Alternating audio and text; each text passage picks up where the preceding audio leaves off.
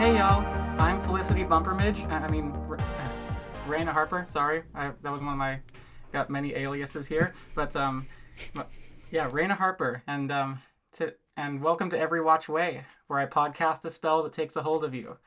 The show where I reminisce and cover the Nickelodeon fantasy series Every Which Way. We cover each episode of the show here, and I go into detail with myself or sometimes with guests about what happens in the show, what I remember from keeping up with it back in 2014 and 15, and all the fun knowledge and commentary I can bring in with it. And oh boy, I'm excited for today's episode because we have a truly magical guest, someone I can't omit, as it were. His name is Timo Nelson from Backlog Banter. Welcome. Howdy, Raina. Thanks for having me. Of course, thank you for taking the time. And so, can you share with our listeners here? Of course, recently I had on your friend Abram for an episode, you shared a little bit about what you guys do. But I'd love if you could share what content you work on Yeah. and your overall work in the media world. Well, over at Backlot Banter, me and Tucker and Abram and Tanner work on the Quest for the Bestest podcast, where we review Best Picture winners, Best Picture nominees, and Palme d'Or winners. We've been doing that for years now. We have a couple hundred episodes out, semi-weekly these days, and that's kind of like an analysis and criticism show. Right now, because it's Oscar season, we're talking about the Best Picture nominees, so getting through that. But then, as a day job, it's kind of funny to say day job. I'm a freelancer in Austin, where I work on set doing production recording and dialogue recording, some sound design here and there for films, for short films and little side projects. And I also produce a little bit too, documentary that I'm working on right now, feature doc. So I'm like super in on the production side of film, and I see how the sausage is made every day on set. And so yeah, that's where I'm coming at these couple episodes from like a production standpoint, but also, I went to film school. I took some criticism classes. I can discuss if need be. Exactly. And you the reason I came to your channel about a year ago and continue to follow is because you and your friends do it so well, doing discussing the merits and all the ins and outs of movies and thank you. And games and with regard to your other co-hosts and other various things. And all of our little many different projects that we have going on. Absolutely. Yeah. And and so it's been delightful getting to know you all in the community, and I certainly thought it would be fun. It was actually like through involvement with the BLB community that I got like inspired to like take on a bigger project of my own, and that resulted in this podcast, the EveRe-Watch Way podcast. Wow, like covering awesome. Covering something that I was passionate about, something that I felt like I could talk for a long time about, and though it is a rather niche thing, as it were, I am proud to own it, as it were, and yeah and I certainly thought it would be fun to bring someone like yourself who like when I messaged you about the idea of doing this, you said that you hadn't like even grown up with like any Disney or Nickelodeon type shows here. Yeah, no, I didn't at all. Like I probably like the serialized show that I watched the most would be Top Gear, the British car television show. Oh, And yeah. that was about this time period. It would have been 2013 through 2016 or so. Late middle school, early high school for me. So yeah, like I was in a household that was kind of strict. Like they didn't let me watch TV. My parents, they were selective in what I was allowed to, and I could only watch like an hour a day, and so I just like never really fell into TV as like my main mode of consumption. Like once that copy of Lego Star Wars 2 was put in my hand, it was all gaming from then on out. So Yeah.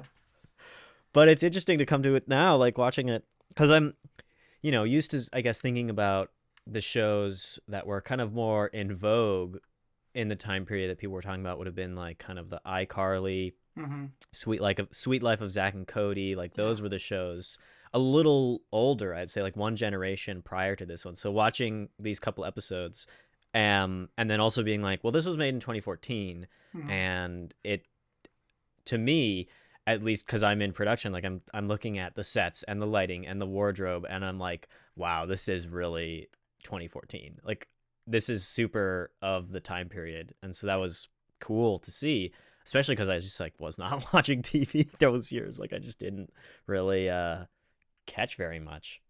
Yeah, that's fascinating. It's yeah, that a few of those shows that you talked about, Abram mentioned as well, is like they were like the like in vogue for our generation, and yeah, um I'd love to know like when when I approached you with the idea of doing this and like gave you a bit of the background or premise, or like it told you what it would, like essentially what it Mm-hmm. was. Did you like, did any like images spring into your mind of what you thought it would be, and did you expect that you would did it seem like, I guess I have, or like, I don't know about this, or were you like pretty were you excited for it at all? I really didn't. I didn't know what to expect. I was just kind of feeling game. I was like, you know what? I haven't seen much of this genre of TV. I wasn't really into it as a kid, but it was like, you know what? I'm a lot older now, Mm-hmm. and I have the ability to appreciate media that I watch. Like I can just flip that switch because of all the like training that I basically Yeah. did through the quest for the bestest. So it's kind of like, okay, let's see what's here. Let's take kind of an intellectual, like academic kind of lens to it, just because I don't really have a nostalgia lens. I don't really have like a plot lens. So Mm-hmm. it's like, okay, well, what's here that is like what's the artistry and what's the kind of themes that this is getting at? It's Mm-hmm. like, well, I'll start with my Yeah. normal lens of interpreting a movie, which is like, okay, well, we're gonna look and see what the viewing experience is like. What does it make me feel? And then think about like, what does it mean? And I've never really done that with a children's Mm-hmm. show, but I have to admit that a children's show, just like any other show, is going to be trying to do something and is going to be, putting forth some ideas that we are supposed to pick up on, that are going to be, suitable for a younger audience, but still present. And you still have to write that stuff. Yeah. You still have to tell the actors how to deliver that stuff. So Exactly. for me, it's like, okay, how did they do it? How did they, build this Mm-hmm. thing, this couple episodes, and then what is it like to watch? Because I haven't watched much at all. Sure. Yeah. Um, yeah. And I know it's sort of a blessing and a curse at the same time, that this show is like very serialized, and like it expects you like it's like I know you're like at a disadvantage and coming into like just a couple episodes. I of course couldn't expect you to watch all 18 up Mm-hmm. to this point, but but it's like I can tell why this hasn't been syndicated too much. Like you'd have to like know the entire plot line essentially in order to get into it. They expect you Yeah. to anyway. And but it's been an interesting experience for me too. Like in like getting people to like drop in for a couple episodes. It's Mm-hmm. like having the opposite effect to how I would expect when I bring in like seasoned people who do commentary of movies and other things, like yourself and like Abram on, because like in going into episodes like yours and with Abrams, I sort of expected a little bit in my mind that they would be like that you just go in like ready to like rip apart every little thing, but at the Uh-huh. but to my surprise, it's like more of like an appreciative lens. Mm-hmm. Like for me, I don't really there's not really like a reason to just like immediately try to criticize something. Like it's more enjoyable to try to meet whatever you're watching where it's at. Like what level is it operating, and like I'm we're not expecting Godfather out of this, and so I'm not gonna Mm-hmm. analyze it on that with that like level and that amount of scrutiny. So Definitely. yeah, it's like, okay, well, what is here?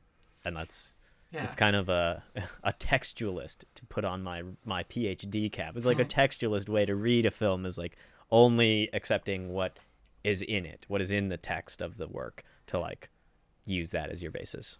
Yes, definitely. And that's that's something that our friend Steven from the BLB Discord took to a comedic extent when he came on for an episode. He was like, um, I just watched these two episodes, so I'm gonna pretend like only these episodes exist, and it's like death of the author. I'm just treating this as like there's no other extraneous material, Mm-hmm. and so when I like tell him like, oh, this happened in a previous episode, he was like, I don't know that that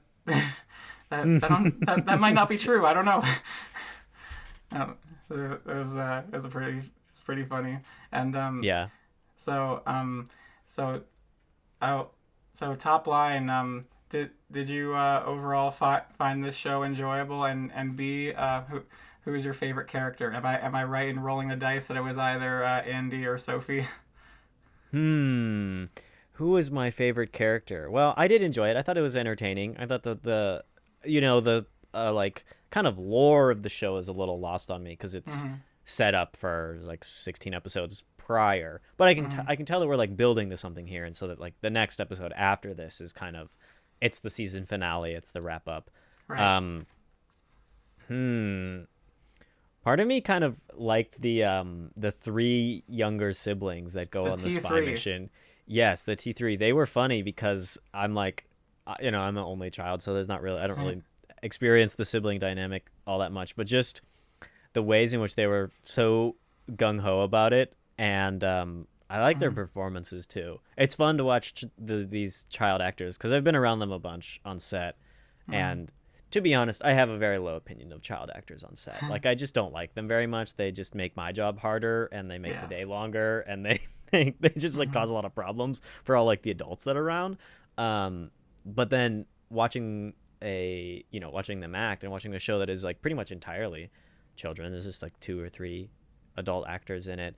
Yeah. Um, it's pretty cool. Some of their performances are worse than others, and they have like affectations in their performance that Oh are yeah. like that are super 2014 to me. Like what's uh the sidekick of Emma, who isn't what's her Andy. name? Andy. Yeah, well, her like whole vibe is like I just totally recognize that. I mean, I like remember people from my high school who were totally the same. I'm Like it's like spunky. I'm a tomboy. Yeah. yeah, like, and that kind of even the costumes, like what they wear when they're not in the uniform, which I like the school uniforms because Yeah. they're so vibrant, and like it's Mm-hmm. this that whole era of the neon hair extension, like the Yeah. super bright colors. Like I remember like as a boy like wearing the like bright green Nike shorts. Oh Like yeah. this is what you wore back in the day. And it's like this is they're not wearing like they're dressed up a little bit because it's TV, but the Mm-hmm.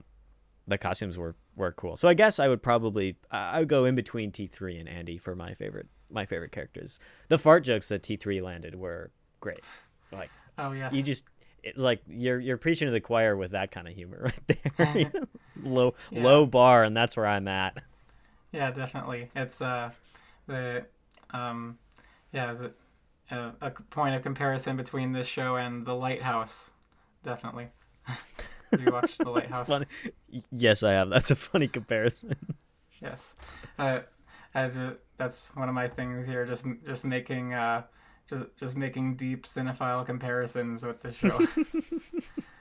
um, so I think we can get started giving like moment to moment opinions. That's kind of the mo with this. So um, and I and but before that, I'll say as well. I sense that like as like the insider, I suppose that Hmm.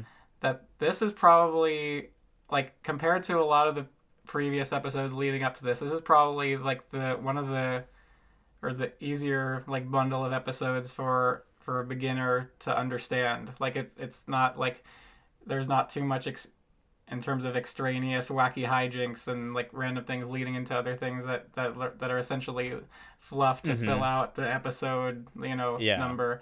Like if this, like I get the sense that if this were condensed into like a 2-hour movie or like a 6-episode miniseries, like most of the stuff that's in these 2 episodes like would be the essential stuff that you'd keep in, like in terms of like reaching a climax sort of thing. We're building up to this dance that's coming up towards that hasn't happened yet in these episodes, but there's also this eclipse that's threatening to happen, and then the kind of that's like your school drama. And then on the magic drama, you have your witches kind of battling who gets control of the powers.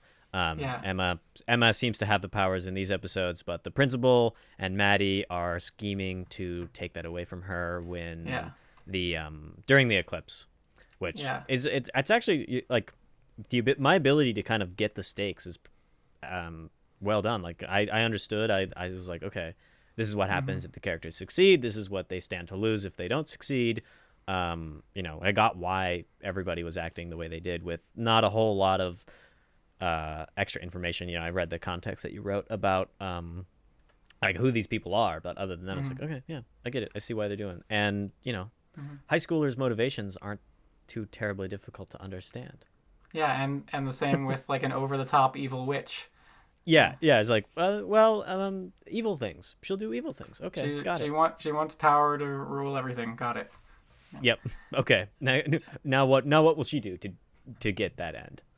Yeah, but one interesting bit that I'm not sure if you were able to pick up on this, because I think I forgot to like put in I didn't like fill in the last couple episodes like plot beats in the guide that I sent you, but essentially Lily has so there's the nurse Lily that you saw in like the opening scene of this episode, and she essentially threw a monkey wrench into the mix by making the principal through her adopted son Julio think that like they had the right information initially that Emma was the one they were after, but then Lily pulled the most basic psychological trick possible, like using some reverse psychology to make them think that it's Maddie who's the chosen one.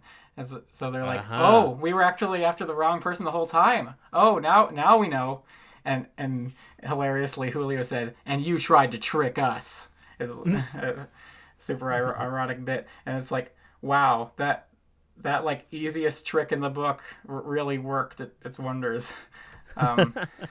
And like through these episodes, you can see like the principal buys into that, and it like has effects down the line of like Maddie and her mom like even questioning whether what they knew was the truth, But everybody seems to be pretty easily duped in this show. A lot of plot points rely on the one character doing something or saying something to another that like results in a misunderstanding. Because nobody stopped to really think about it for any seconds. They just kind of on to the next thing.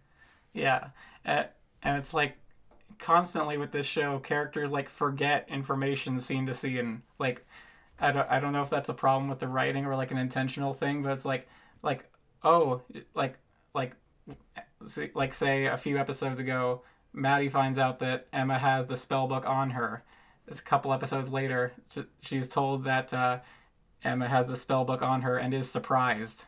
Like, yeah, it's a pretty consistent thing. But so to begin here, every episode leads, as I'm sure you noticed, leads in from a cliffhanger. So we reached a dramatic point in the previous episode where the Lily is packing up to leave. Like she feels like she's in danger, and not just Emma's in danger, and it's like. But she tells Andy, the principal isn't just a witch; she's a chosen one. Mm-hmm. That's a bombshell of information. What? And of course they can't quite process what that means. Like maybe there's a chosen one of every generation. I don't know. But Andy is frustrated that Lily is leaving, and she's like, they should be sending more guardians, not taking the only one away. But Lily's like, I can't do anything about it. But right then, the principal comes over to confront them, Nurse Lily, I know you're in there. I love doing impressions of the principal because her voice is so exaggerated. I know you're Yeah. in there. Open up. Uh, and Andy hides. She blows down the door with a spell, and Yeah, this and then and the doorknob falls off and rattles on the floor.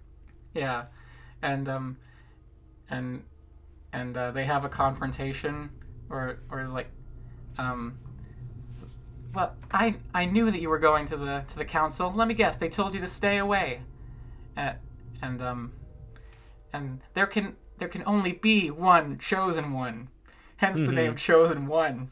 Yeah, chosen one. I was like, oh, I was Yeah, like, I thought that was pretty straightforward. It's like, well, I've heard that line of thinking in pretty much every fantasy, teen fantasy Yeah. story. hmm Yeah. But but Lily is defiant, and the principal says like, "What? You and your army of flies?" Turns her into a frog. Yeah, yeah. At first, that line was like, I was like, I don't know if that line makes any sense. But then well, does it have to do with like that frogs eat flies? Is that, or is Yeah. it just kind of like a throwaway line? As just like frogs and flies are adjacent to each other. That's wordplay, I guess. Yeah, yeah. And And then she gets turned into a toad or a frog. yeah, and like, you'll make a nice addition to my collection. Leaves, and somehow Lily like never, the principal never noticed that Andy was hiding under the desk. She couldn't pick up on that. It's pretty funny. There's like a kind of a reveal shot or like a reaction shot. It's like low angle, and you can really see that like the desk is like real far out from the door. So if you imagine you're the principal walking into the room, you're like, ain't no way I'm not seeing this person hiding under the desk right there. Exactly. And so then Andy is like, "Whoa, that just happened. I don't know what to do." But then she like leaves pretty quickly after the principal does. So like, if I were her, I would have waited a bit for like her to like leave the premises entirely. You know. Seems Oh, a well. little bit hasty, unsafe maybe. Yeah. So then we cut to a scene outside where so in the previous episode, Maddie had messed with Daniel a bit by making his voice go high pitched using a spell, and he like can't control it, and everyone's like trying to like figure it out, like, his voice is being weird. Yeah, it's being weird. Yeah. Uh, Some funny sound editing on that voice right there to make it all high pitched Yes. like that. yeah, just take the pitch slider and Yeah, bump it up 4 semitones. yeah, and but what I love, like, is it's endearing that Daniel, like, when someone remarks like about Tony that like, oh, your voice is like that normally, and he's like, I don't talk like that, and even while his voice is sounding weird, Daniel like goes out of his way to say like, no, his voice is not like that. Yeah, Like, yeah, and then they're all like, he's such yeah, a nice but it is. person. Yeah. Yeah, he's trying to be a nice guy about it, but the joke is unfortunately too strong, and it Yeah. goes through. The other guy really does sound all high pitched and nasally like that. Yeah, and oh boy, he was deserving of a bit of ribbing if because well, I don't think I'll go into it right now, but he'd done some pretty cringeworthy things in the episodes leading up to this. But in any case, Emma finally resolves this from a distance. She casts a spell and turns his voice to normal. He's like, "Oh hey, my voice is back," and and all the guys are like, "Aw, it was just starting to be fun." Yeah. But right then she discovers that she's sick with the witch's flu. Yes, the witch's flu. She sneezes jelly beans. Oh no. Yeah. Man, what a whimsical way for your powers to manifest. Yeah, sneezing jelly beans. I thought the way that they cut that together was actually pretty convincing. Like just that she blew her nose out, and then you cut to the reveal shot of holding the tissues right there in her hands, and there's a bunch of jelly beans, and it was like, oh crap, yeah, those came out of her nose. They were suspiciously dry looking for coming out of her nose, though. If I were in charge of that effect, I would be trying to get some mucus on the jelly beans so that it would have like the mix of candy slime mucus. Yeah, like candy slime, or like what's that? Oh, they have those candies where you just kind of like it just like drizzles out like the sugar ooze. Oh yeah. Yeah, like something Definitely. like that, where it's like it's simultaneously recognizable as candy, which is funny, especially to children, but then also like gross too. You get some gross humor in there. Mm-hmm. And like expert makeup artist me coming in telling these people how to do their job. Yeah, the Oscar noms came out today, and I noticed your name was on there. Congratulations. For there was the Substance and something else, and then the film that you're working on, right? Yeah. Yes, that I definitely did makeup on. Mm-hmm. And like having lived through COVID in hindsight, she sneezes directly into the palms of both her hands. I'm like, no. Oh yeah, it's not all that hygienic. And then later on, when Daniel comes over, I'm like, aren't you afraid of catching this thing? He seems so nonchalant about hanging out with her while she's sick, and that's like, well, yeah, things are different now. The world changed since this was in the decade since. Yeah, they hadn't lived through a global pandemic. These kids hadn't. If only they knew what was coming. Oh, they will. the COVID-19 pandemic. Is that what? COVID. COVID. Yeah. It's yeah. I'll make sure to bring in more magic puns as we go along. And so Andy comes over first though and relays the info to Emma, like what happened, like the principal is a chosen one, and also what happened to Lily, and so like, and Emma's like, they need the Hexoren. In her sick voice, and Andy's like, yeah, I'll just go get it. Andy, what, did you lose the Hexoren? No. Then where is it? It's under Lily's desk. I left it there. Oh no. Yeah, oh no, somebody who shouldn't have it's got it now. Or maybe it's in danger. We don't know where it is. But Andy's like, cut me some slack. I'm trying to hold the line here, and I don't have powers. So I appreciate everything you've done. Thank you, Andy. Yeah, that was a nice friendship moment right there. I was in the older shows, they would not have put that in there, where the characters are like actually nice to each other. They would have just been kind of mean to each other and then gone on. The scene would have cut before that line happened. You lost it? Smack. Yeah, smack. Okay, go find it. Like, I'll be friends with you when you bring it back to me. Yeah. So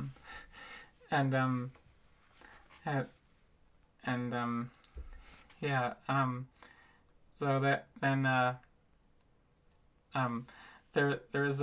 so Gigi, aka Misinformation, reveals the little dance on the prairie happened. I did like this girl with the cell phone. She's taking the video. It's like the video announcements. Yeah. I did the video announcements when I was in high school. I worked on that for a year. Delightful. That was like, it was a weed out class. It was like, if you wanted to get to third and fourth year film class at my high school, you needed to suffer through second year, which was making the video announcements. So every day you would have to make them. Wow. And it just reminded me so much. I was like, yeah, this is exactly what I would do. Like, I would try to make it be a little bit higher production value, but that was very reminiscent, and just kind of I thought the name, Misinformation, and they were like talking about getting putting the poll up of will the two characters stay together, and like go vote on the high school website. That was funny to me. Will Daniel and Emma stay together? Everyone vote in this poll. Vote now on your phones. It was like, yeah, like, that's funny. Oh, I wish that actually happened in high school. And everyone voted so hard that the palace caught on fire and burned down. Have you watched the video History of Japan? Yeah. Just thought I'd reference that right there. Vote now on your phones.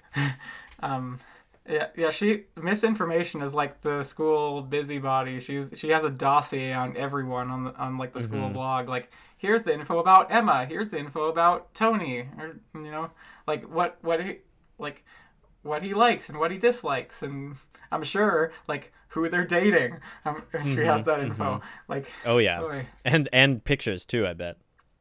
I'm sure. I'm sure, like with your class, you were required to announce that information. Oh yeah, that was like we were like prime number one. We had I had sources. I'm Yeah, still required to keep them secret. That was part of our agreement, so that they would tell me things I could put on the video and out, so I could air everybody's dirty laundry out in between first and yeah. second period. So and so is dating so and so, but I think it won't last between you and me. If I were a betting man, and I am one, I would put odds on them breaking up. Yeah, I wish. I wish. definitely. And But the idea that they're going to have a school dance that's called Little Dance on the Prairie, and it seems that there's kind of varying buy-in. Some people are into this Western theme idea, and some people don't like the Western theme idea. yeah, Tony's Um, into it. He's like, I can wear my big 10-gallon hat. And yeah, he's way into it. He's already got the stuff. So I didn't really understand when he was like when he is put on the spot, like, oh, who are you going to ask? It seemed that Gigi was like kind of prompting him to ask her. That was at oh least yeah, what I picked up there. But then oh he doesn't. He's like, oh, I know. Oh, Emma. He kind of Emma. like comes up. He like comes up just with either out of the off the top of his head, or is it really what he wants? I don't know. Does Well, he really want Emma? I well he's tried to pursue Emma before, but as Steven commented, he did it in like some incel-ish ways, and like it's well he like he just he hasn't had the best of luck because he his personality just doesn't click with her. I mean, and he's like not fully matured yet. Of course, he doesn't like know exactly like the tactful things to Mm-hmm. do. But yeah, he was. But it seems like he's like more like demoralized on that front at this point. Like after Yeah. like things haven't worked out, I suppose. Um, but in any case, yeah, she's like, oh yeah, and he like escapes the scene. He's like, what'll become of Tony and Emma, or Daniel and Emma? But log on to misinformation to take the poll. and, and yeah, meanwhile, Emma's homesick, and Daniel comes over to help. Mm-hmm. He made her soup, and but also he came in through the window. That's a callback to an earlier episode where like he comes in through the window because he's scared of Emma's dad seeing him at the Mm-hmm. door. Yeah. Um, Which they helpfully re-explain in the moment. They're like I didn't know that it was a callback, so but I still got it because they say it again. His soup looked a little thin and watery to me. It didn't look like it had a lot of like chunk. It was chicken soup, but it yeah, where's the rice? Where's the substance? Like where's the yeah, the real goodness that's going to heal you? And yeah. does chicken soup heal a magical illness like this? I Emma mean, seems to be like, some cold symptoms, but the real yeah, symptoms are magical. So yeah, I guess we can't blame Daniel. He doesn't know, right, because later on it's in episode 18, right? Or the second one that I watched. Yeah, 18. That he like it finds out she's a yeah. witch. And so that secret must have been kept for the whole up until this part. Yeah, the info that the events of what happened in a few minutes from this point are like really jump started suspicions, but like when the magic Yes. goes awry, because she's just learning about her powers. She's A, like a young person just learning, B, the most powerful witch in the world, and C, has these flu symptoms, the witch's flu, causing things to go awry. So you can imagine the craziness that happens when she like starts sneezing when Daniel's around. He's like, "Oh, I'll make you tea, and let me serve you." And she's like, okay. Yeah, she's She, like, she seems kind of happy to have him around and yeah, have the help.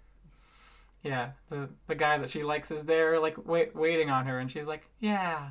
If I have to be sick, I at least have the guy that I like here. Um, Hmm. uh, and and but she sneezes a unibrow onto his face magically, Yes, and a very large unibrow, yeah, bushy. and and then sneezes a different shirt onto him, which and neither of which he notices, and he's just like, oh yeah, I'll making the soup, blah blah blah, and she's like, and he's like, what? Nothing. Nothing. Yeah. But but then then her dad comes home. Oh my Yeah. god. And And it turns out that like the shirt that she like magically put on him is one of her dad's shirts. yes, it's well, they're kind of oversized. The pants, these jeans that he's wearing now are like kind of, they look big on him. And yeah, the old dad is none too happy about this. He does not like this guy being around. Oh yeah. Which I didn't really have the backstory, but he's upset. He's Yeah. just like genuinely unhappy about this. Yeah, like whenever he sees Daniel, you can like see he gets rage in his eyes. And but like essentially it's like all the most of the previous encounters we he's had, like I mean, yeah, I can see why this thing, like if this were just a thing in isolation, like yeah, I can see why like him like seemingly putting on his clothes and making fun of him, I can see why that would make him angry. But but like but like the backstory leading up to this is like it's not really justified for him to hate Daniel. Like just it's essentially just a line of misunderstandings. I mean, this particular event is like a serious like a very like clear, like I can you can see why he had this misunderstanding, and why, you know, like Daniel can't explain it, of course, but Mm-hmm. but the previous ones are all like pretty innocuous things, like that I to my eyes, like her dad just like blows up at and like hates him for no valid reason. Yeah. I I mean it's just part of the protective dad trope, Mm-hmm. the which I'm not the biggest fan of. Like just It's kind of just like an automatic thing. Like yeah there isn't really any introspection as to like why or what to protect from, or does dad even need to protect? I mean, Emma's a witch. Like, seems that she is somewhat capable of taking care of herself and fending off dangerous things using her magical powers. yeah, but yeah, dad doesn't know either that she's a witch though. Ah, okay. Well, then that I guess he wouldn't. His opinion might change in more complicated ways if he knew that. Wait, yeah, and but if by the way, like so he's a widower, meaning that Mm-hmm. if he knows nothing about magic, then it must have come from her mom's side. But like her, it can assuming like I'm pretty sure, like if I remember like things we learned later, like her mom was a witch, meaning that either like she got into an entire marriage with a normal human and never like revealed magic to him, or like Mm-hmm. maybe erased his memory at some point. I don't know. Could be. That seems possible. I don't doubt they could do that. Yeah, but yeah, he's like he kicks Daniel out of the house, and he's like, ah, and that Daniel Miller's bad news. No more Daniel Miller, Emma. Yeah, And he sets his foot down pretty hard. and she's like, it wasn't Daniel's fault. I said what I said. Um, He's and not listening to his daughter at all. yeah, and but then meanwhile, Maddie she puts her foot down as well, and like demands that the dance theme be changed. Like like on the other opposite side from Tony, she's like, I can't be seen in a cowboy hat. That'll make my head look small or whatever. Oh yeah, And yeah. And her friends are like, you can't wear any hats. Yeah, I love when they rib her like that, and Hmm. she just like can't handle it. She's like death glare. Uh, Yeah, uh, she's likes to dish it, but is not able to take it. exactly, and uh, so she's like, it's got to be changed to something else. It has to be, and but um, but then Gigi misinformation is like, Maddie, the principal wants to see you. Um, and Hmm. what are you, her assistant? Yeah, her Oh, assistant. yes. Uh, yes, I am her assistant. Get to class. Like Oh yeah, just having fun, acting it out. And but then I Sophie, the totally dim-witted picture. one, believes it. Yeah. Oh yeah, yeah. She runs off. If assistant principal was a big role. You were more afraid at my high school of the APs than of the principal, because the APs Oh would yeah, be the one to lock your ass up if you were, excuse my French, if you yeah. did something wrong. Like they were the Hmm. ones who came after you, Patrolled and the so halls, yeah, yeah, exactly. and yeah. It. Uh, have you watched Mean Girls before? A little bit, and not in completion. Sure. Um, to my mind, it's pretty clear that like the Panthers, Maddie and her clique are like 1-to-1, like copies of the plastics, like Hmm. P name for the clique, Panther, plastic, Yeah, and yeah, then yeah, yeah, Maddie is Regina, and Katie is Gretchen, and Sophie, the dumb one, is Karen, like yeah. like the one who's like, my uh my boobs can tell when it's going to rain. I mean, they can tell when it's already raining.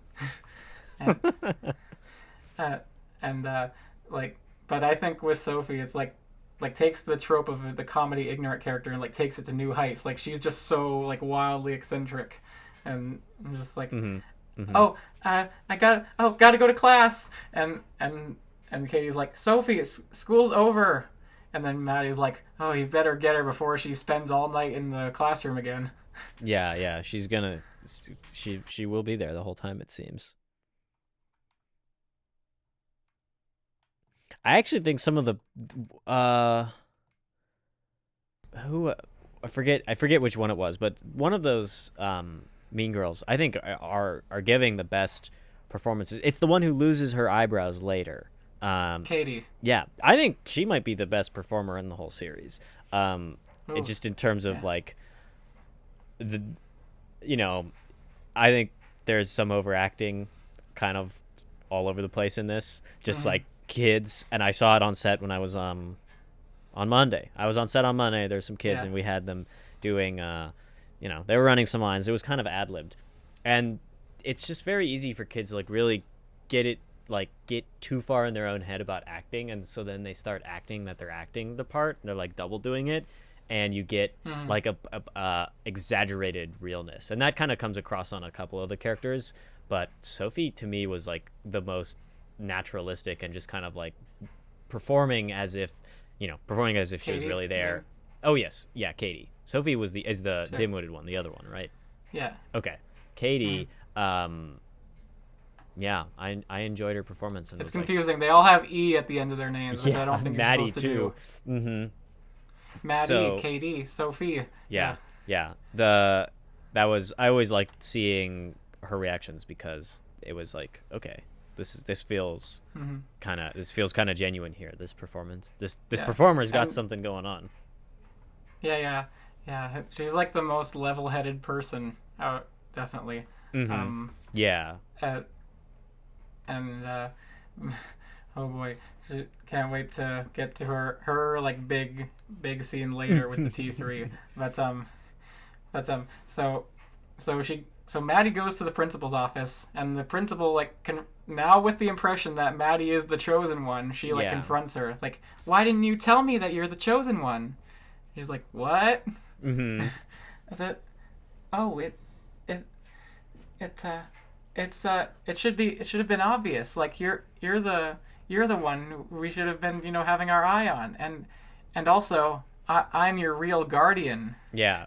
Uh, she's trying to like slot in, uh, and uh, and and of course be in the position to take the what she thinks is the chosen one's powers in the soon to come eclipse. Mm-hmm. But and like just have the opportunity to be as close as possible to her. But Maddie is like can't understand it. But my mom said that Emma was the chosen one, and that she's my guardian. And the principal like actually gives some like convincing points, like oh your mother has been talking about taking power for herself, and and something about the powerless witch, right? That she's gonna take power for herself. She's so she jealous. Doesn't have any jealous. Yeah, ooh, jealousy. And Maddie is like, that makes sense actually, and she's jealous of my power the same way that all the kids at school are jealous of my good looks. Are jealous of my beauty and my intelligencery. Intelligencery, yeah. I was like, huh, that's funny. Yeah. Full of themselves. Irony, full of themselves character. Yeah. And yeah, I've been watching Emma and her mini onion, and the principal's like, what, mini onion? Duh, someone who does whatever the person tells them to do. Mini onion. Anyway,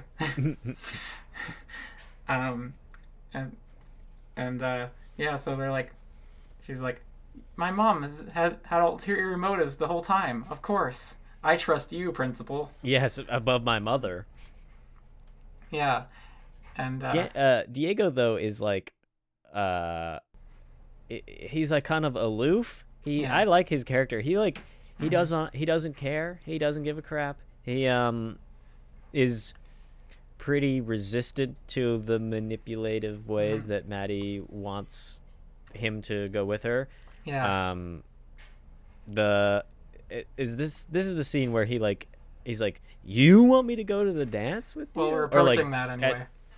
Okay, yeah. So yeah. We'll get to that. That line reading's funny. Yes. He has in the last episode, he had the most like absurd laugh. He laughed like, it was so weird. Maybe I'll find you the time code so you can listen later. It's pretty great. Okay. But anyway, so she's like, I need to have Maddie is like, I need to have Diego with me at the time of the eclipse. So the best way to do that would be to ask him to the dance. But she's not like she's not used to like asking people nicely for things. So yeah. So she, and probably also thinks that she can't be the one asking anyway. Like because it's the dance, like she herself needs to be asked to be the object of desire and pursuit. Mm-hmm. So yeah, she's got to then reverse psychology Diego to asking. Yeah, she's like, well, hey Diego, like she comes up with her Panther posse. She's like, Diego, there's the dance coming up. You know about that, right? Yeah. And Maddie is in need of a date. So good luck with that. So, and he's like, good luck with finding a date.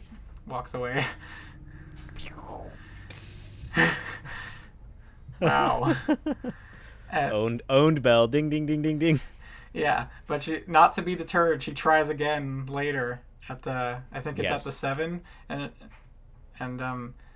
she's like, they're like, oh yeah, we were talking to you earlier, and I think you were going to ask someone to the dance, and he's like, wait, really? Licks his fingers, yeah. Quaffs his hair back. Oh, who? And then she's like, me, hello, and I'm waiting for you to ask me, and he's like, apparently this didn't come through to him at all. He's like, wait, he like has the realization, but he phrases it as, you want to go to the dance with me? And then they're like, that's what we were looking for. Hey, yes, I accept. Oh my god, and like, all right, and then she doesn't say like pick me up at whatever. She's just like, all right, I accept. We're done here. and Boots Boogies out of there. Yes. To which Diego isn't doesn't seem so pleased. He's not Yeah. like jumping with joy. He's just kind of like, oh, that was weird. Yeah, but he's also like, whoa, whoa, whoa, wait, no, no, no, no. We have this, like, we're not on the same page here. I, not only do I like not really want to go to the dance with you, I can't. She's like, what? You can't? Yeah, cause you're a witch, and I need to stay away from witches. He walks away, and then she's just like left like gobsmacked, like, what? Yeah. But, like, because of course, he like in that way he like used witch as an insult essentially, or that's how she interprets it anyway. Yeah, when in reality he's got to stay away because he's an opposing magical being. Yeah, right? and like that's what he was told by Julio. Like you got to stay away, like for your own safety, and They'll kill you. yeah, like there's definitely like magical racism between witches and wizards and Kanai kind.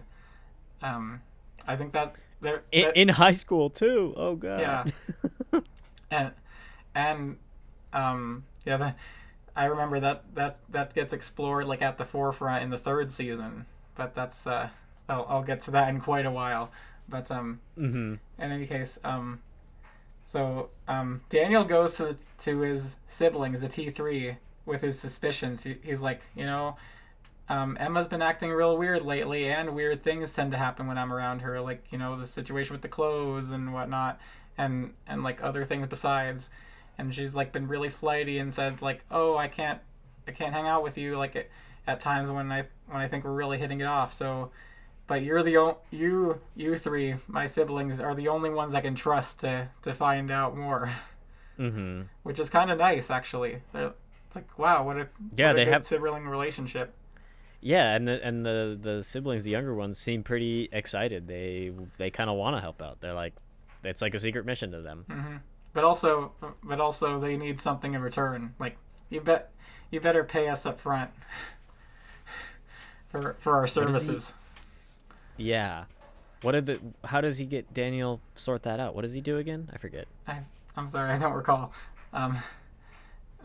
He does something. He convinces them. Yeah, maybe he gives them like free like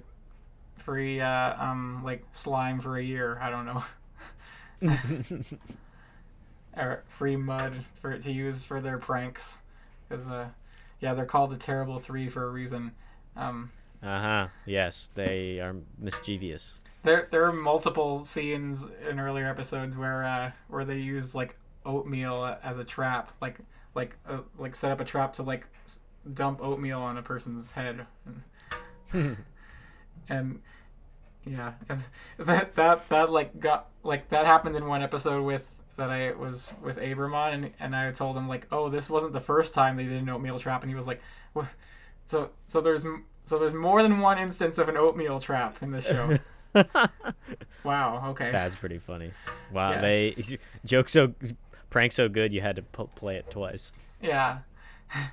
and so they agree to get the intel. They sneak out of school, and they sneak over to their high school in order to eavesdrop, and they go around so discreetly. Well, I got it. We get the way that we gotta walk to avoid being noticed. So we gotta strut and go like, hey, how's it going, pretty girl? Yeah, be Mr. Cool. Yeah, like Snoopy going to school. Yeah, Joe Cool. Yes, and so they go to the school to eavesdrop, and so Katie and Sophie, they go up to see Maddie, Katie, and Sophie, they approach Daniel at one point, and Maddie's like, whoa, what's with your face, the unibrow, the super bushy unibrow, his Neanderthal look. Yeah. It really freaks Sophie out. She goes Squirrel! ape and goes hog wild and starts like beating him with the purse. Yeah. That we are then told has rocks in it too. Yes. So she's really wailing. She's really wailing on him. Yeah. she chases him down like, I gotta get the squirrel off your face. Bah, bah, ah. And Daniel's like just like afraid for his life. Yeah, he's like cowering on the ground. It's kind of like a scene from The Irishman where old Jimmy Hoffa is like beating the crap out of somebody just out of the bottom of the frame. Mm-hmm. Although I'll say this was done more convincingly. Yes, I think that's the joke there. Like then in the Irishman, that was some really bad forced perspective in that one moment. You know what I'm talking about? Yes, that one where 99-year-old Robert De Niro tries to beat up on a guy and he just doesn't look like he's doing any damage. Yeah.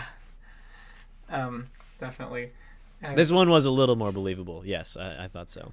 Yeah. Well, especially the like high school girl reaction. Yeah. I mean, you never know. You never know how a high school girl is going to react to any weird stuff, and screaming and hitting sometimes happens. Yeah. You hear that, producers of Every-Which Way? I complimented your show over a movie by Martin Scorsese. Hire me. So after the squirrel incident, Emma does fix the unibrow. Doesn't really occur to her to fix it beforehand, but she goes ahead and in this moment casts a spell to sort it out. Yeah, it does, and yeah, she fixes the unibrow. She's like, she talks with Tony and Andy about like, I don't know if I should attempt this, like with all my powers going awry, the witches flew, and she's like, they're like, I don't know if you should try it, but then she's like, I think I can do one teensy spell. She goes off to do it after in the second time that Sophie is attacking Daniel for the squirrel, and he's like, oh my god, not again, which is pretty great. And so then she does the spell to get rid of his unibrow, but the spell as it's going on its trajectory grazes the front of Katie's face, so it also removes her eyebrows completely. Yeah, completely. And then she stands up and is got a totally bare looking face with no eyebrows. Yeah. And she of course doesn't know that at first, but and Emma's like, ooh, didn't mean to do that, but at least I got Daniel right. So I'm good. At least I hate Katie, so I'm not gonna feel remorse about it. Yep. Exactly. Then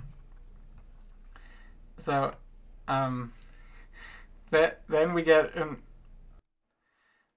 another scene of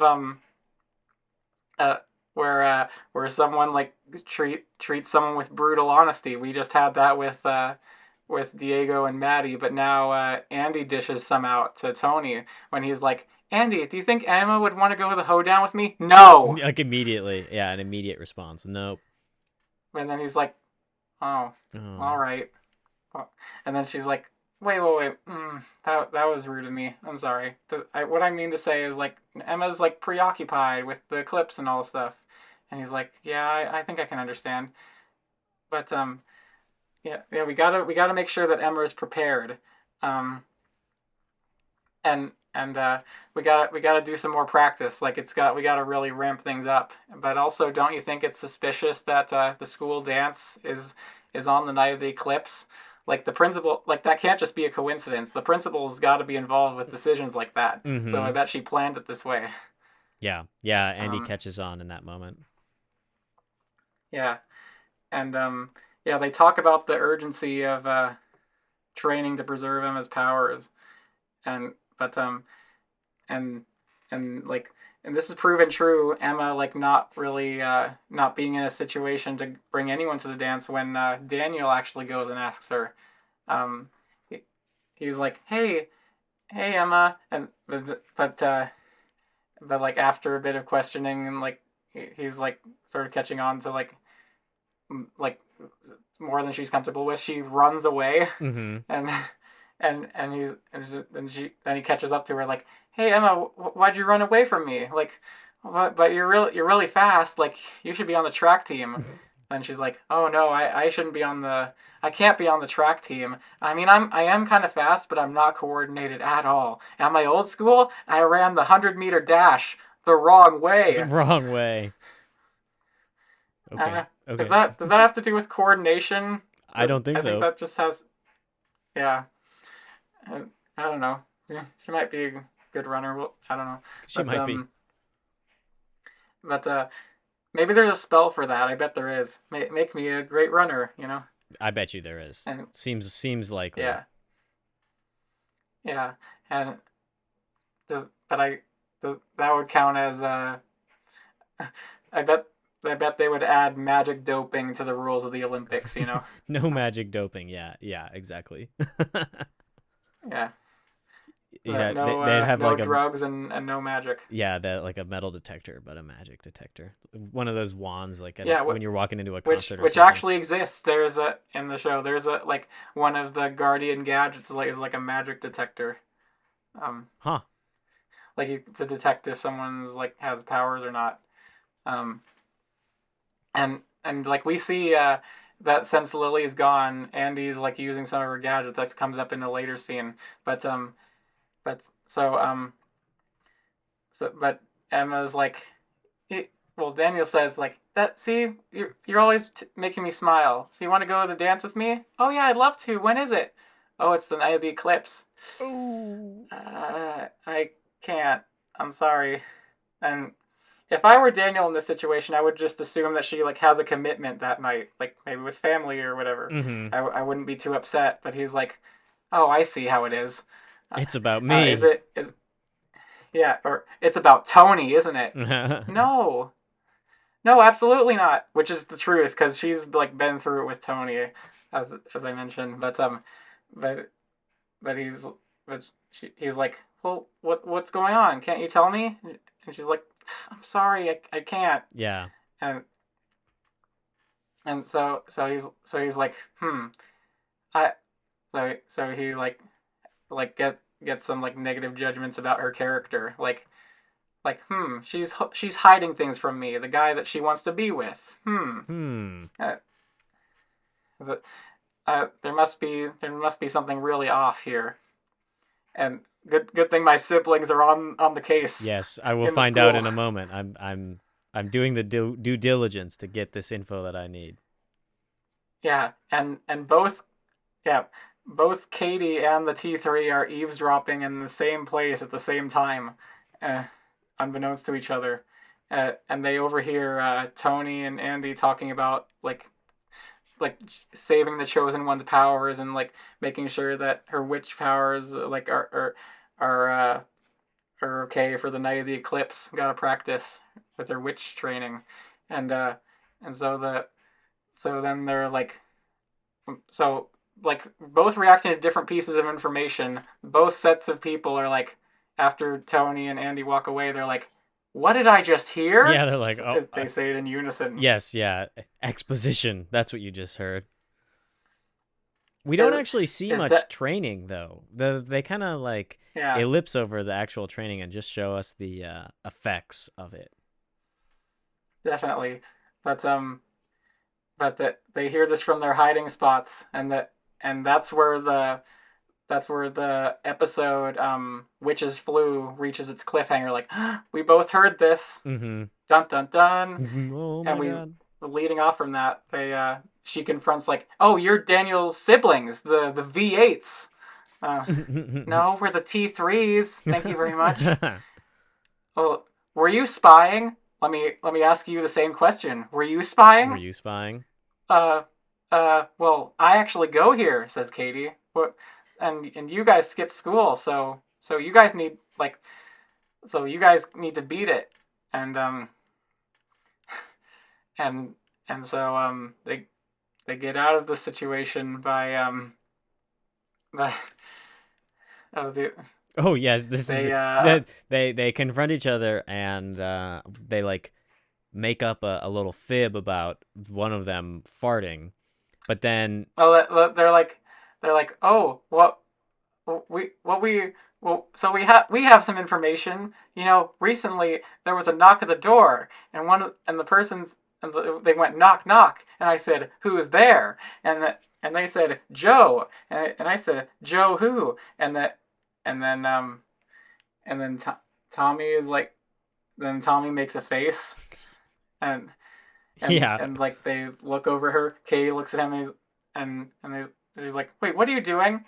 "Oh, I'm just I dropped the silent smiley." A silent smiley. That's a good. I never heard that name before. I normally use. That's a great euphemism. Yes, I like to use the term silent but deadly. SBD. Yes. Yes. But I got it. I understood right up, and I thought that was hilarious. That was really. I was like, yeah. Was it a fart placebo? I think it was a fart placebo. And then Katie just freaks out, like her face is being washed with acid. The toxic gas. My eyes. And she it's the face that she makes is doubly funny without her eyebrows. Yes, there. Yeah, that's good. Little bit of like slapstick humor there. Mm-hmm. Yeah, the height of performance for her, like my eyes. Mm-hmm. I wonder what direction. Cut to opening sequence from there. Well, just be like, imagine the director is like, okay, so Katie, that was good, but now do it like you've got mustard gas in your eyes. Yes. You're like, I'm not quite getting. Exactly. I'm not quite I'm not reading the pain. I need to read the pain in this take. Yeah. Okay, now do it again and action. Hey, production assistant, whispers in ear. Okay. Like sprays a spritz of vinegar towards her direction. Mm-hmm. Yeah.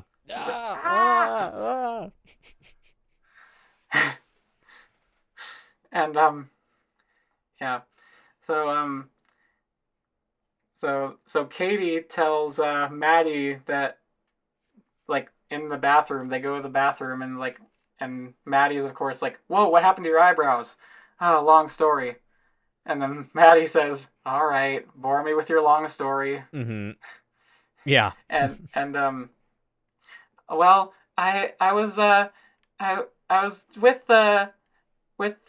listening in on Tony and Andy, and apparently they have the Hexoren. Yeah. What? Oh my God. Bad news. That they have it on her because like earlier on they were like, "Oh, we need to get the book back." "Oh, we'll get it back." Mm-hmm. Don't believe you me. But they're like, "Oh no, Emma and Co have the Hexoren. Like they're in the prime position because now that Maddie thinks that she's the chosen one, she's like, she feels like all the more threatened now." Yeah.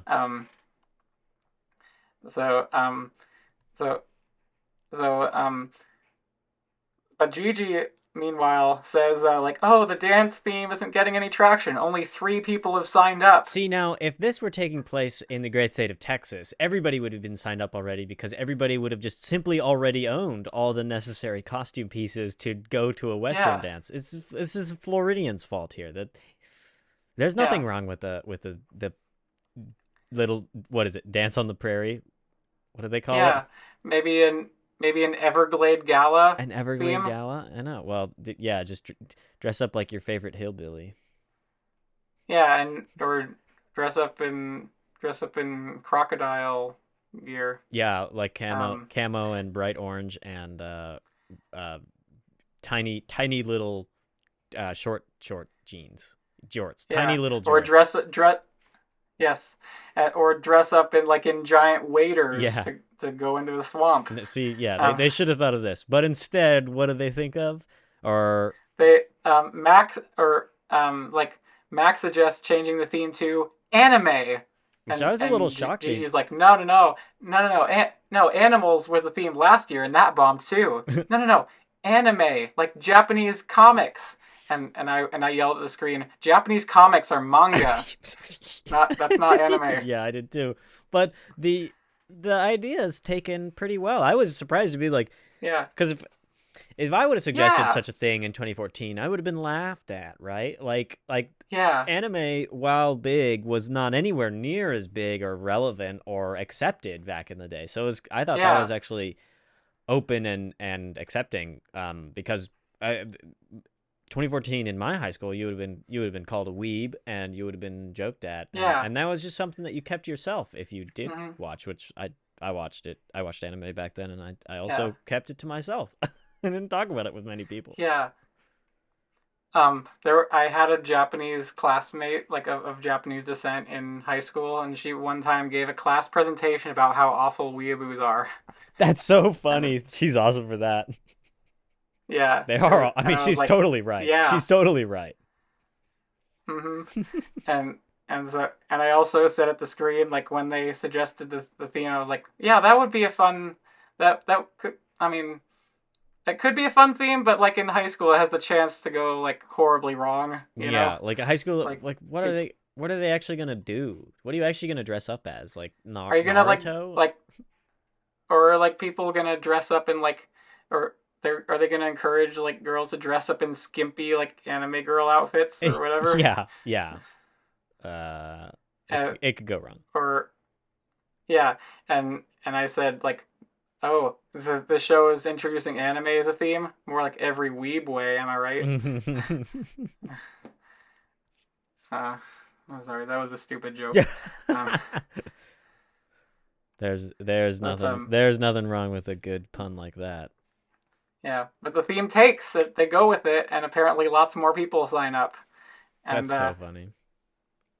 yeah, and they go with it, and like when we see the dance, I remember in a couple like in the finale, like loads of people are there, like dressed up in like colorful wigs and whatnot, and So they do actually figure out a way to not overtly sexualize their underage characters with that theme. That's good. right. That's good. Yeah, they did it tastefully. They did it well. Good. But I'm assuming yeah these are good enough kids for that. Mm-hmm. But yeah, you can imagine like how a certain how at certain schools this idea would like never get off the ground because they would see how it would just go so wrong. Yeah, it could go very wrong very easily. Well, I think it helps that they're like clearly at a private school. Mm-hmm. Yeah. And Yeah. this would never fly at a public school. Those bright orange costumes wouldn't fly at a public school. Right. And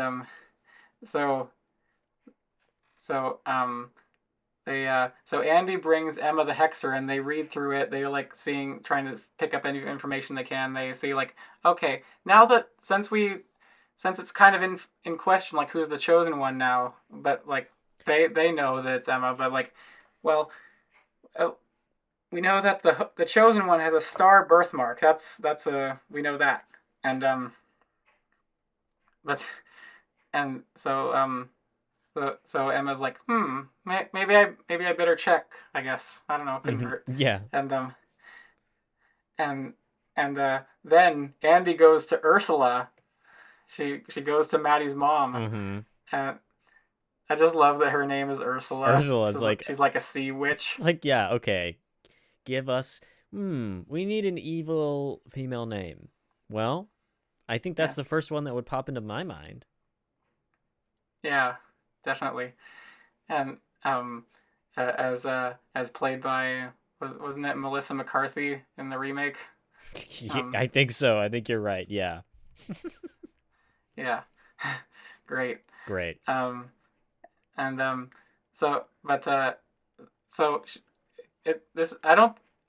pretty sure this is the first time that in the show that Andy and Maddie's mom have interacted. Okay.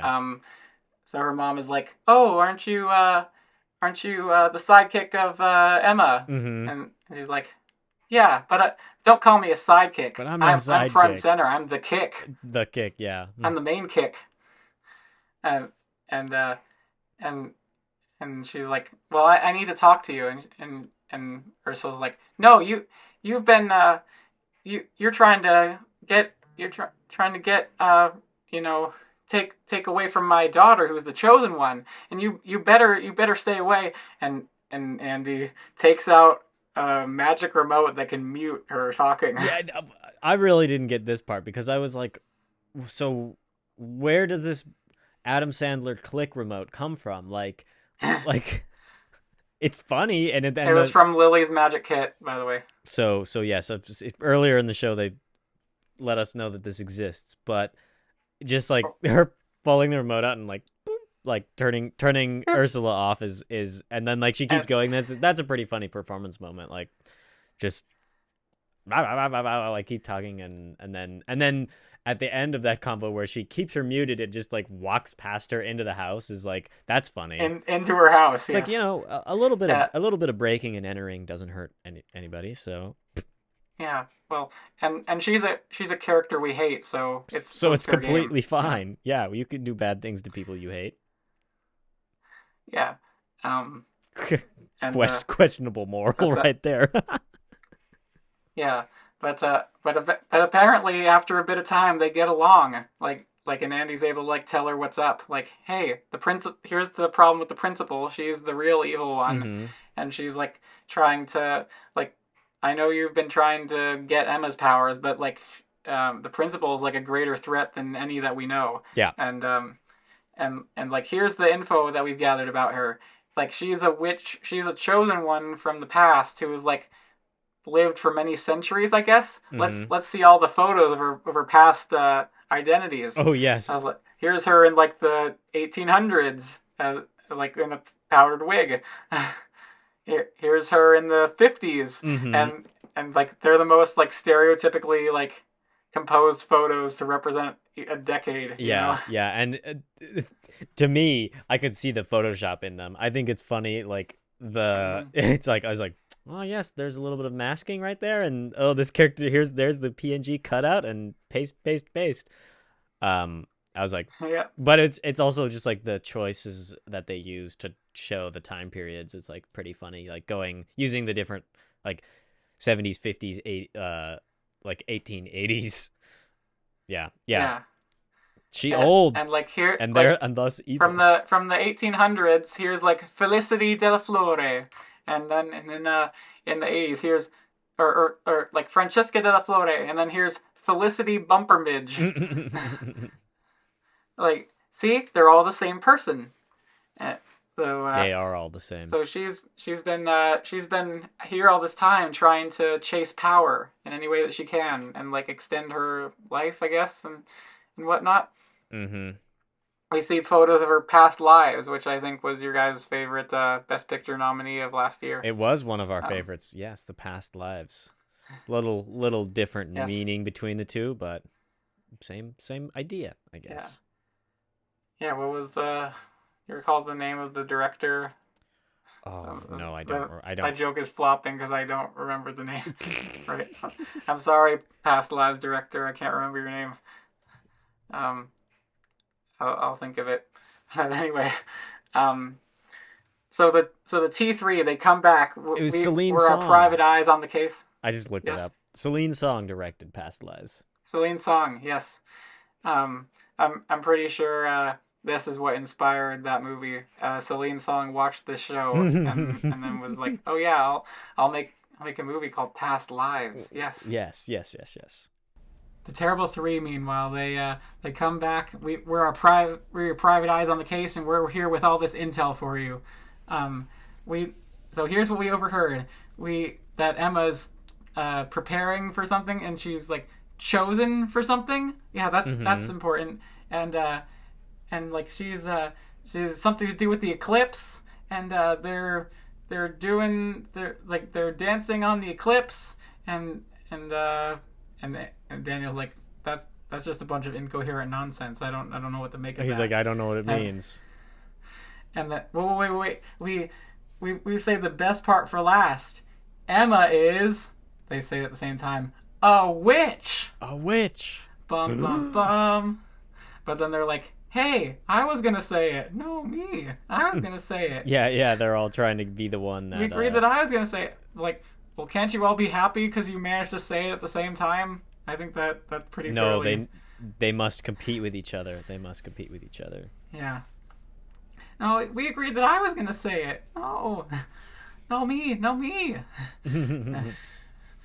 And yeah. So he's like, wait. This idea of her being a witch, I mean, witches don't exist. Like, that goes against everything. Like if magic exists, that would be like a total shock to my reality. But yeah. But also, like, things have been pretty weird. It might explain it. I don't know. And Yeah, so he doesn't deal so well with magic existing. He kind of just like denies it. yeah, He's got to go through and with Emma being secretive. Yes, yeah, Do so he with doesn't that. like that. Don't blame him on that. He's a part, real though. goody two shoes. Like he expects like trust in relationships. Now, why would you Which, expect such a thing? Why would you expect? he's totally off base with that. I agree.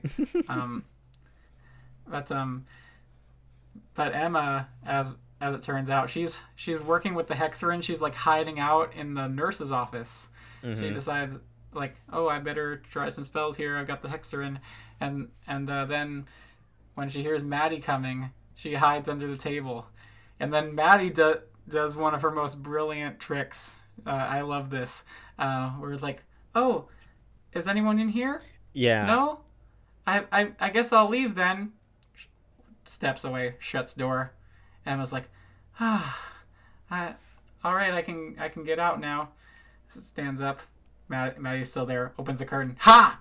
Caught you. I got you. Yeah, that was smart. That was a smart moment. Yes. Which, I can only imagine how many times she's like pulled that. She has her own bag of tricks. Probably these things always work. Yes, probably a good amount if I had to guess. She seems the type to use little backhanded methods like that to get what she wants. Yeah. But I'm the chosen one, and I'm here to take back what's rightfully mine. I'm gonna take the Hexoren from you. No! They have a tug of war over the Hexoren. Let go of it! No! And then it gets knocked on the table, and some water spills on it. And it's like, and they both like yell at each other, "See what you did? Yeah. No, wasn't me."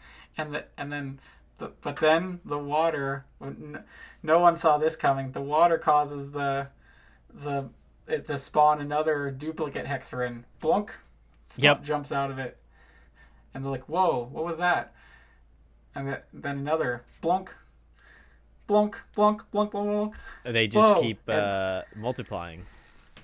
Yeah, the Hexoren. It's the Hexoren squared. That's the name of this episode. The Hexoren squared. Yes, and then they start floating around in a circle. Whoa! Oh, and we get some epic 2014 low budget CGI right here. Yes. Many of these books might not have existed physically as props. They might have only had one version of this book for real, and the rest were just conjured up via the computer. Yeah.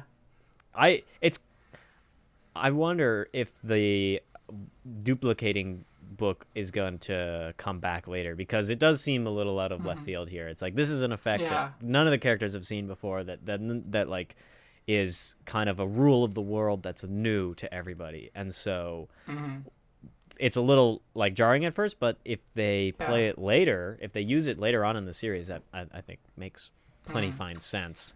I don't recall also what they do. It might, I don't know. Makes me think like, so then these are copies. Is like one less effective than the other? Like, is there a reason that they need to have the original? Or are these copies just fine? And is it's kind of, we're kind of on we're in a Gutenberg vibe right here. Yeah, I mean they can all like float around, so I don't know. Yeah, they seem all pretty magical. Yeah, but then hilariously like, whoa, there's a bunch, there's like loads, there's like dozens of Hexorens in the room now, and then Maddie says, and they're all mine. And they're all mine. Yeah, she's pretty selfish there. You can't have any, and was like, mine. I think there's plenty enough to go around. No, I'm the chosen one. All these books they're mine. She's like trying to grab a whole stack in her hands, and it's pretty funny because they're all like big and heavy.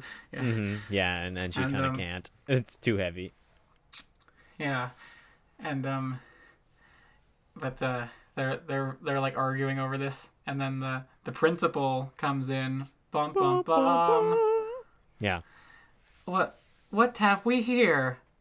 Oh, I have both the witches I have an eye on trapped in a room now. And like, Maddie, glad you have the Hexoren so that you can cement your status as the chosen one. Yeah. Yeah. And then Emma's like, yeah, I'm definitely not the chosen one. it seems like you have your hands full here. I'm just gonna go now. Yeah. And well, I didn't know she had teleportation powers. She just warps away. But well, the principal at first is like, no, you're staying here, not another step. And but, yes. like after a whole scene of conversation, they're like, well, she's useless. I'm just gonna vaporize her. And Maddie's like, what? Oh yeah, I'm just gonna vaporize her. Waves her hand. Say goodbye, Emma. And Maddie clearly is like not on board with this. She's like a little freaked out with this idea of like killing.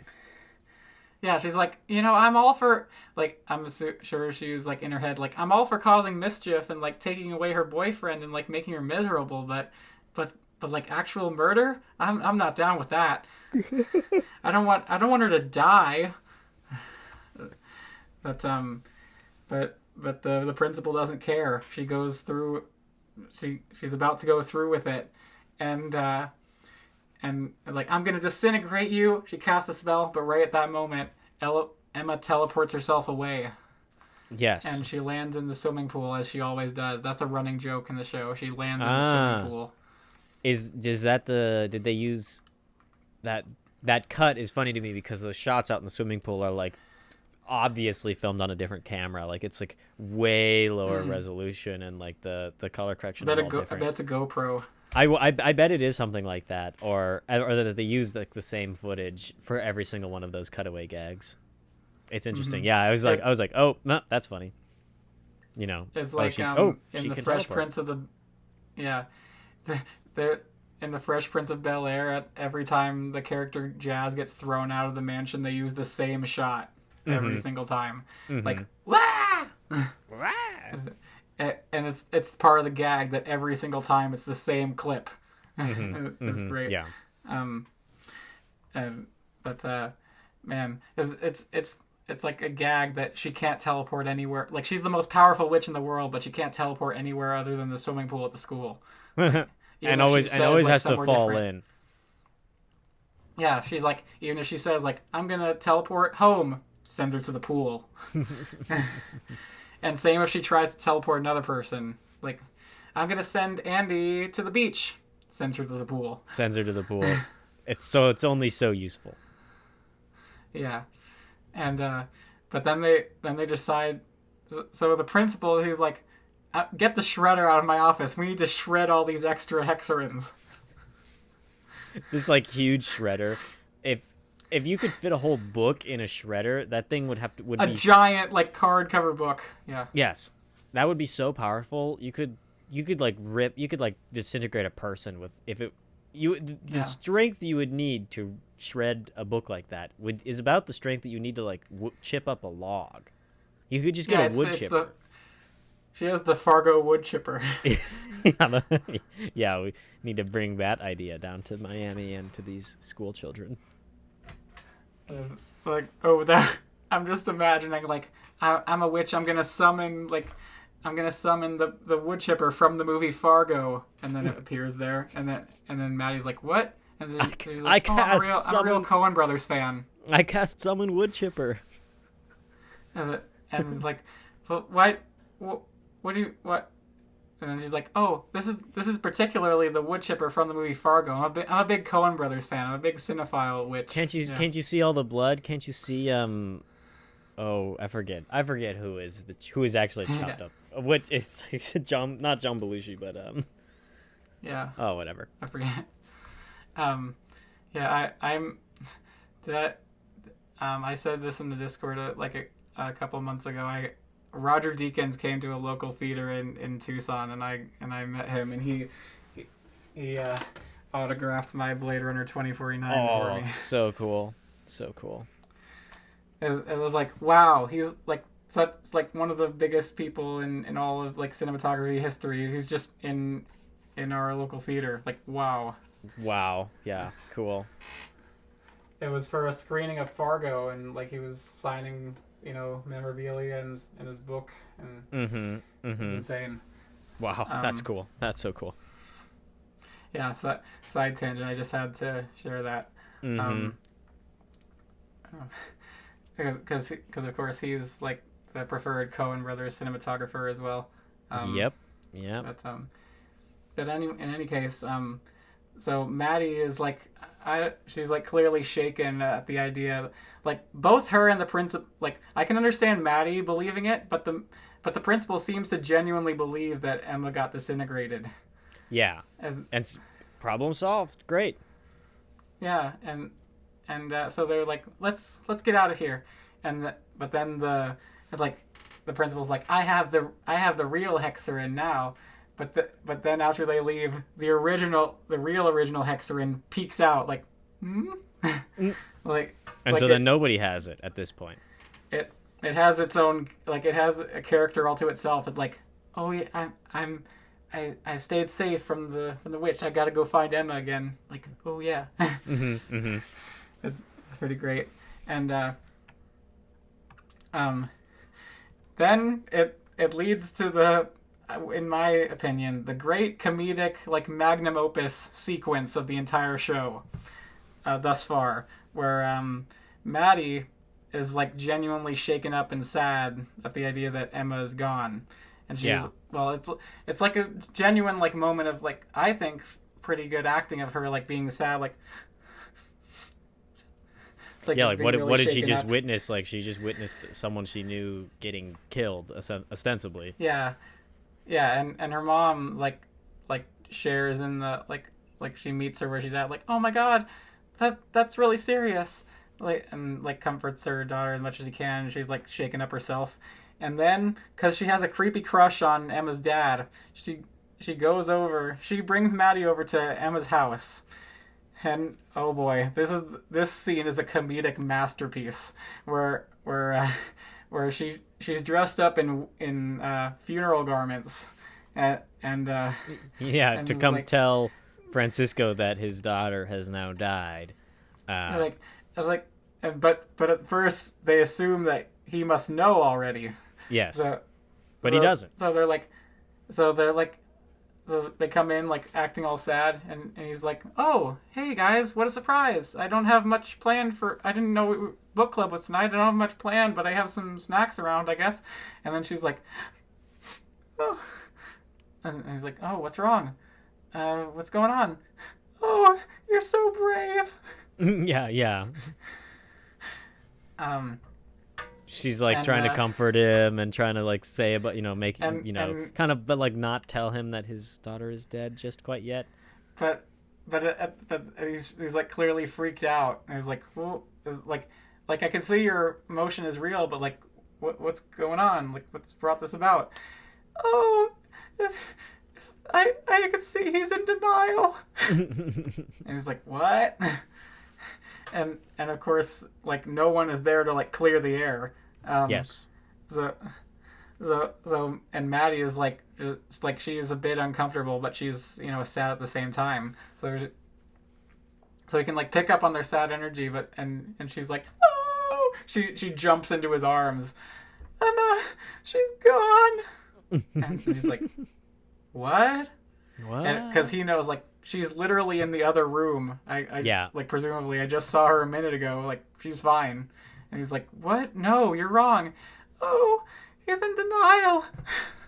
So then they go try to check it out. They go to the room to try to see. Oh, meanwhile, Andy overhears this because both her and Emma are just in Emma's room. And Andy's like, oh, it's so funny out there. Like, Maddie's mom and Maddie think that you're dead, and she's like, what? Oh, I better go tell them that I'm alive.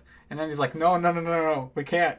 We gotta take advantage of this. Yes, which honestly, very smart move, because this, you can get one over on your enemy if you're able to, have them thinking you're not a problem anymore, you're not around. It's kind of like a Sun Tzu type tactic.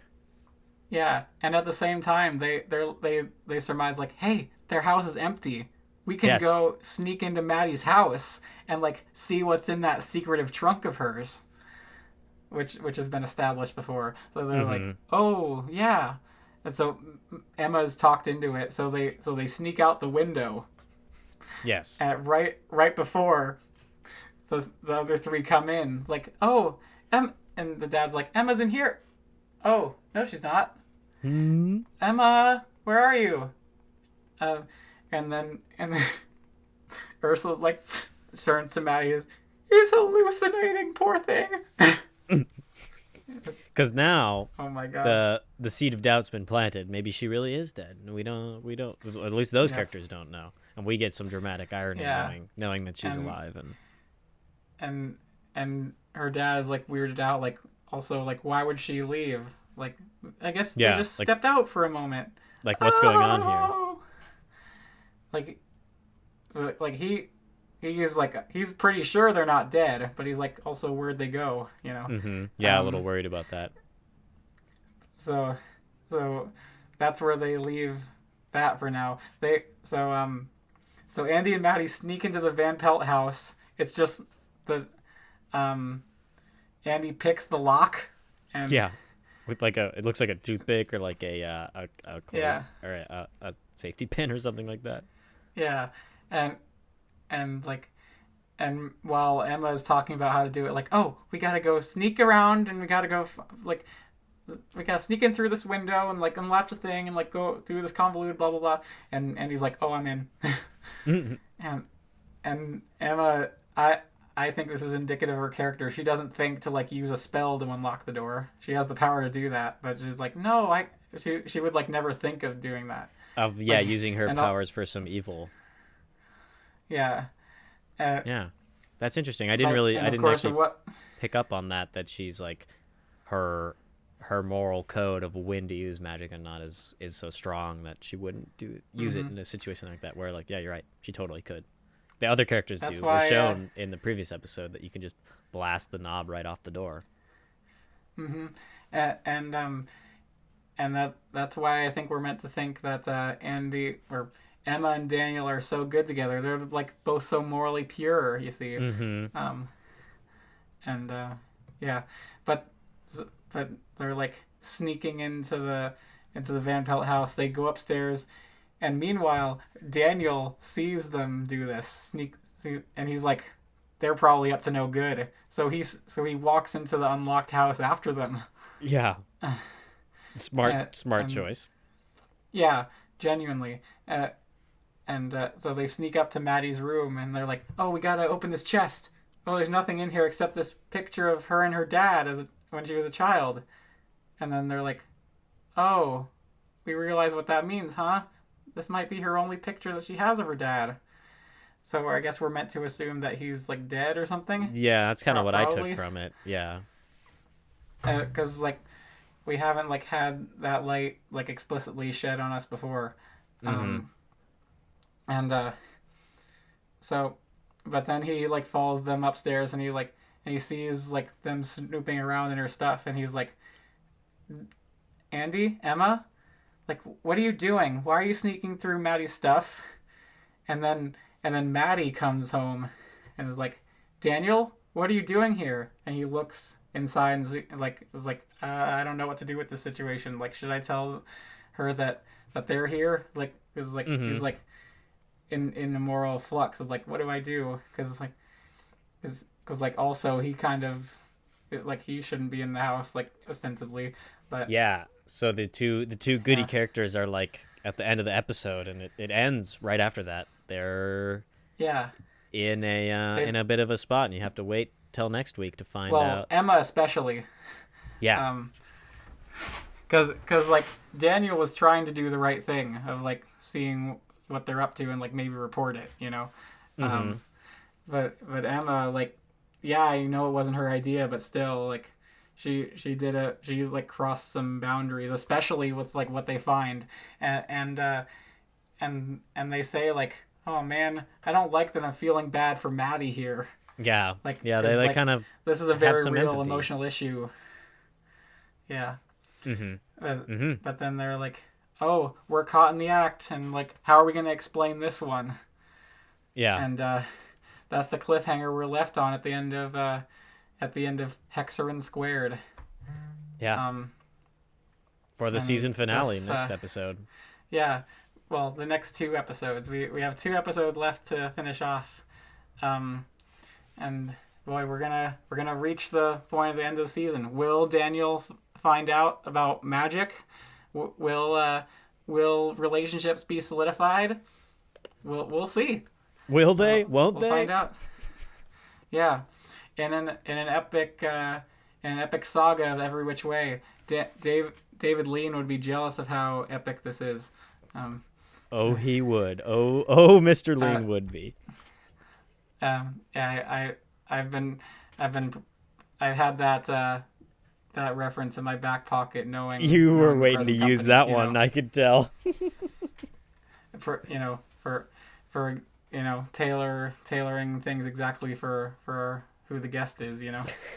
Hey, you know me and that David guy. We're tight. And Lawrence of Arabia. That's right. Didn't you say that was your favorite movie? Indeed it is. It is. I watched it like 12 or 13 times. It's like more than 40 hours spent watching that movie. Mm-hmm. Can't argue with that. It's a great one.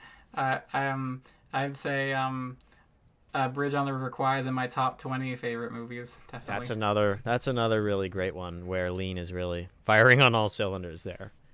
Absolutely. Wasn't it like in the Questers you tried to you were thinking of like nominating David Lean as best director for both of those ones? I was doing some scheming to get it so that my choices would be the ones that won, but yeah, there was something like that. I don't think I was successful in the end of getting it, but I did get to nominate him as a best director. Yeah.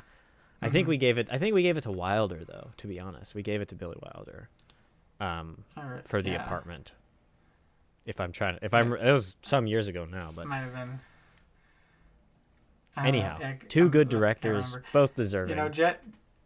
Genuinely, I've listened to the episode where you do the nominations for the Questers on two different Tucson to Phoenix car trips. Genuinely. Yeah. That's quite a drive, and those are long episodes. Yeah, 'cause it's perfect for that. And just listen to you guys talk about the best of the Questist and all. That's some inside baseball for people listening. Just talking about the BLB content, which you should definitely check out. And with that, I'm really grateful to you for taking the time, Timo, for coming on. You're welcome. Thanks for having me. Be with you. Fun to discuss. Any other opinions you want to share about this show? It just reminded me, in my senior year of school at college, I worked on I had a class for multi-camera TV directing, and I actually ended up staging and directing a episode of a sitcom that some graduate students were tasked with writing in their class. And so we received a script. It was like a 4-episode one. And we were going to film it live and do it, we'd do 2 episodes a night. And it just reminded me a lot of the production of this one. The ways that the sets are, the kind of flat lighting, when you actually dive into how it's made, you can tell it's like in a multi-camera sort of setting, that they're kind of editing. They're probably just recording all the ISOs, the isolated tracks from the cameras, the video tracks, and then cutting them together shortly afterward. And I think that if you were to use this as an example of like a way to like streamline production, you have your small number of sets, you have them, they repeat, the characters go from one to the other, back to the first one over and over and over again. And like that way of production, which is like, I think comes from the sitcom world, like is cheap and fast, and for children's shows, snappily, like don't do too many takes, just got to get through it. Don't do too many takes. I mean, you're also working with kids on set, so you can't even be shooting for the normal amount of hours you would like to be. As a producer, you're like, I want to shoot for 12 or 14 hours today, because you pay people by the day. But kids, there's like child labor laws that get in the way of doing that, so you can really only shoot for like 6 to 8 hours in a day, and thus you need to make your productions more efficient to deal with that. And so I can see the effects of these kind of like production choices in the episode, and it's cool to me because it also reminds me, and it's like of what I made, and how, like, to be honest, quality wise, I wasn't all that far off. Like we had problems and things got screwed up, but like the sets weren't all that bad and the audio was all right, and it's like, it wouldn't actually be all that hard to make something like this And you know, you get in the right room with the right person, and you could pitch it and sell it too, and you know, make children's media is just as valid as all the rest of the film media, and Definitely. kids can be discerning, you know, consumers of film and TV as well. So best to Absolutely. give them something to chew on, something that's like worthwhile watching. Yeah.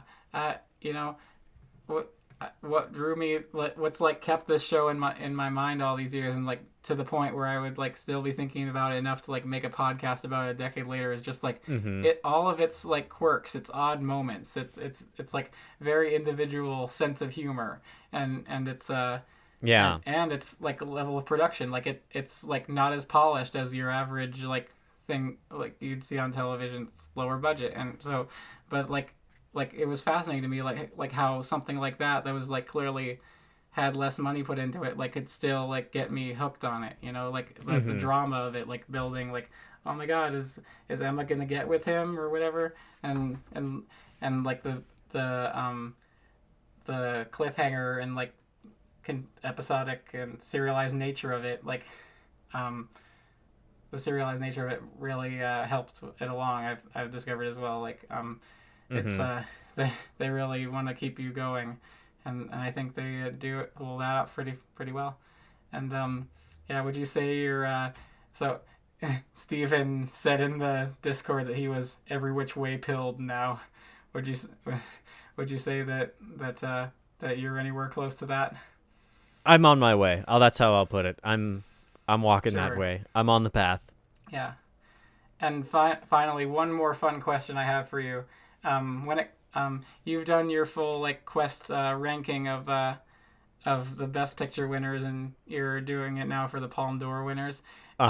If these two episodes that you watched were a film in itself, like divorced from any context, are there any movies like on either the Best Picture list or the Palme d'Or list that you would rank this above?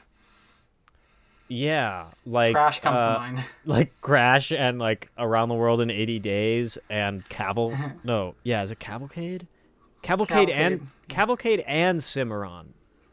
Those four, I mean, for sure, without a doubt, those four, and probably some others. Like, there's some really boring and bad and harmful Best Picture winners. Like, they really suck. Some of them are really good.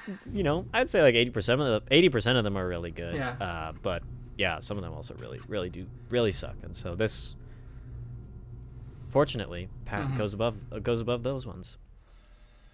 Yeah. Yeah. If this like 44-minute chunk of two low budget every which way episodes were a Best Picture winner, it wouldn't be at the bottom. So nope, not at the bottom. Which is fascinating to think of.